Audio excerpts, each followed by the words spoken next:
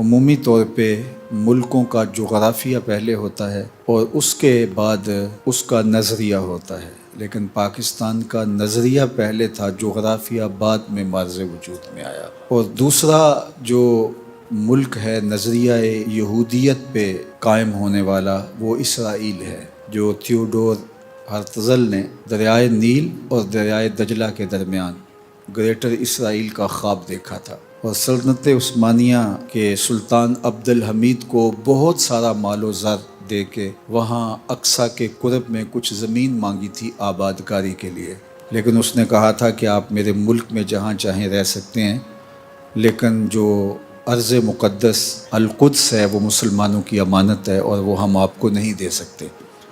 تو پھر اس کے بعد دنیا بھر کے یہود نے دنیا بھر کے کفر کی چھتر چھاؤں میں سلطنت عثمانیہ کو توڑنے کا ارادہ کیا کہ اگر سلطنت عثمانیہ قائم رہتی ہے تو پھر یہودیت کے نظریے پہ قائم ہونے والا ملک اسرائیل نہیں بن سکتا۔ تو 1924 کے اندر پھر باقاعدہ سلطنت عثمانیہ ٹوٹ گئی۔ یہ وہ دن تھا جس دن ہم یتیم ہو گئے۔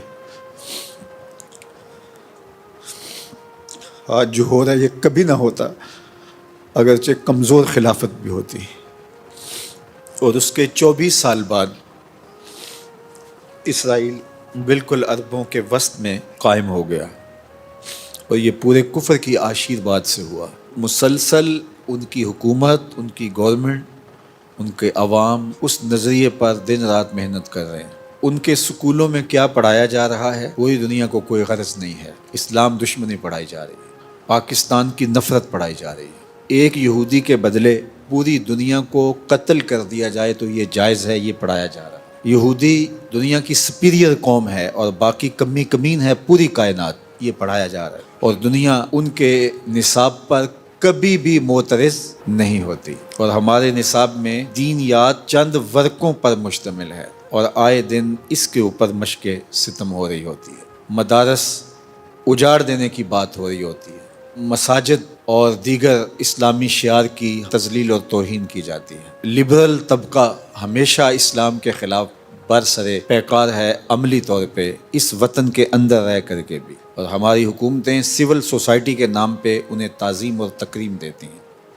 آج کہاں ہے سول سوسائٹی؟ وہ جو کتبے لیے گلیوں میں گھومتے تھے آج پاکستان کے لیے آئے میدان میں؟ آج کون ہے اس وطن کے لیے اپنی جانیں پیش کرنے والا؟ وہی جو جہاد پہ یقین رکھتا ہے۔ ہمارے فوجی مجاہد ہوں یا ہمارے عوام، میدان عمل میں وہی ہیں جو جہادی فکر کے حامل ہیں۔ اسرائیل کا بچہ بچہ جہادی ٹریننگ لیتا ہے، ان کی خواتین بھی جہادی ٹریننگ لیتی ہیں۔ کبھی کسی نے بات کی دنیا میں؟ ہمارے خلاف بات کی جاتی ہے، چونکہ ان کے رہبر اس قوم کے جو بڑے ہیں ان کا نظریہ مضبوط ہے، اور ہمارے جو بڑے ہیں وہ خود ہی دو قومی نظریے کے اوپر پورے تیقن کے ساتھ نہیں کھڑے۔ ہماری درس گاہوں کے اندر جو کچھ ہوتا ہے یہ آپ سے پوشیدہ نہیں ہے۔ جس طرح فرنگی روحوں کے بے حس ڈھانچے ہیں، اور پاکستان کی کتنی بڑی یونیورسٹیز ہیں کہ یہاں ایسے باقاعدہ نمایاں نام ہیں جو پاکستان کی آئیڈیالوجی کے خلاف، دو قومی نظریے کے خلاف اور اسلامی شعار کے خلاف عملاً بات کرتے ہیں۔ ہمارا الیکٹرانک میڈیا انہیں پرائم ٹائم دیتا ہے۔ اسرائیل نے پوری دنیا کو فتح کر لیا ہوا ہے، کوئی عرب کوئی عجم اس کے مقابلے میں نہیں، سب کو وہ اپنا غلام بنا چکا ہے۔ کھٹکتا ہے تو صرف پاکستان کھٹکتا ہے، اور یہ کاری وار کیا گیا تھا، اور اس سے انہوں نے پاکستان کے ایٹمی اثاثوں کو نقصان پہنچانا تھا۔ اسرائیل کھل کے سامنے آیا تھا، اور دنیا کی ساری طاقتیں پیچھے تھیں، اور پاکستان کے وجود کو مٹا دینے کے لیے کاری ضرب لگائی گئی تھی، لیکن فانوس بن کے جس کی حفاظت ہوا کرے، وہ شمع کیا بجھے جسے روشن خدا کرے۔ یہ چراغ کبھی نہیں بجھے گا، اور ہم پاکستان سے جو ٹوٹ کے محبت کرتے ہیں اس لیے کہ یہ اسلام کی نشت کی علامت بنے گا، اسلام کی نہضت کا ذریعہ بنے گا۔ سب سے زیادہ تکلیف جس کو ہوئی ہے وہ اسرائیل کو ہوئی ہے۔ انڈیا سے زیادہ اسرائیل چیخ رہا ہے کہ یہ ہوا کیا۔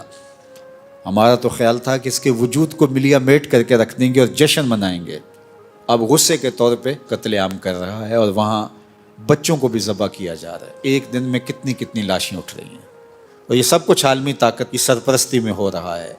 یہ جو ٹرمپ آیا ہوا ہے اس کو سلامیاں دی جا رہی ہیں خون کی، اور عرب تو اپنا وجود کھو چکے ہیں۔ تو یہ ایک پاکستان ہے۔ تو میں آپ سے یہ بھی کہوں گا کہ اس کی تعمیر کے لیے بہت محنت کیجیے۔ ہم میں سے ہر شخص ملت کے مقدر کا ستارہ ہے۔